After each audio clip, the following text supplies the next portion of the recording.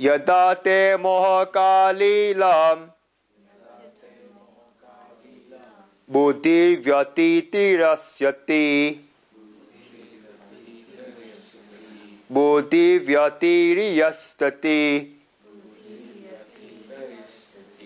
tada kantasi nirvedam tada kantasi nirvedam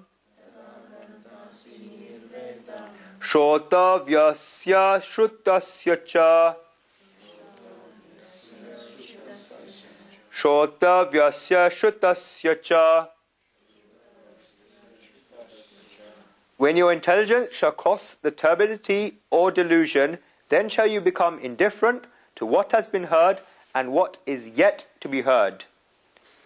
When you become indifferent, when you become detached from everything, then you transcend everything. The only reason why our progress in life stops is because we're in this mud of delusion. If someone wants to run, then they have to run on a hard surface. Only then they can run properly. But if one tries to run on mud, then they'll lose their momentum and they'll stop running. One can't run in mud. In the same way, the more one tries to get out of mud, the more one will get pulled back in. And there's a word in Hindi called dal. The more one tries to pull himself out, the more one gets pulled back in, or quicksand. One has to cross over this. What is delusion? It is one thing. What is the delusion described here? It's one thing. It's a selfish interest. Selfish interest. In this verse, Sri Krishna describes this delusion as having turbidity. It's only because there is turbidity that one doesn't have this clear vision. Because it is delusion, one can't clearly see what the truth is. It doesn't help us advance, and we can't see properly, and that's why this delusion is called darkness. And this delusion is selfish interest.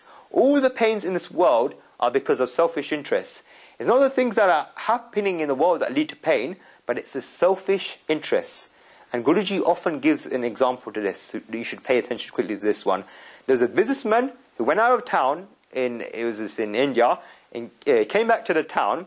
What happened, as soon as he came back to the town, he realized that his house was on fire.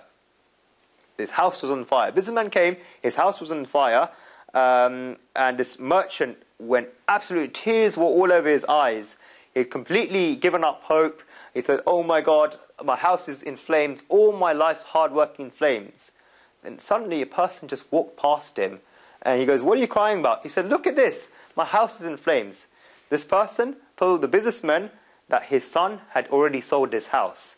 As soon as this businessman found out that his house had been sold, the tears in his eyes immediately dried out. The businessman said, what are you doing watching this whole event? Get some water, stop this fire.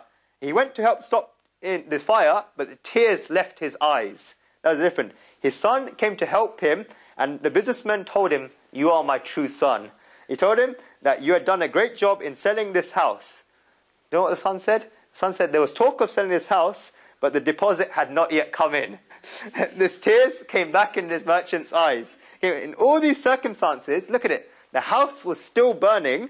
When this house was burning in the first circumstance, the merchant was crying. In the second circumstance, the house was still burning, but the tears had left his eyes because the house was burning, but the businessman thought, this is not my house.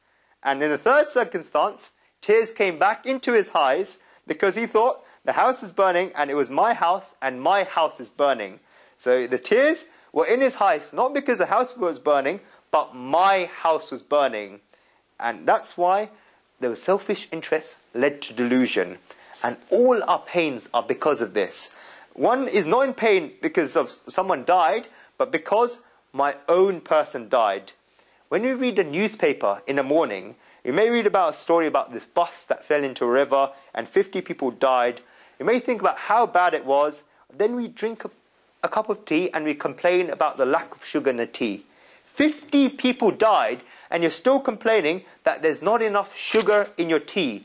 But if this bus had fallen into a river where one of your own people had gone traveling, then will you see this lack of sugar in your tea? No. You will immediately pick up the phone, you investigate what happened to this bus, where this hot bus is going, the hotel that your relatives have stayed in. You will make sure that they have reached safely. Therefore, You did not get sad because the bus fell in the river and the people died, but because your own people may have been at risk. And this is the very name of delusion. In my life, in the last week, I experimented with this attitude.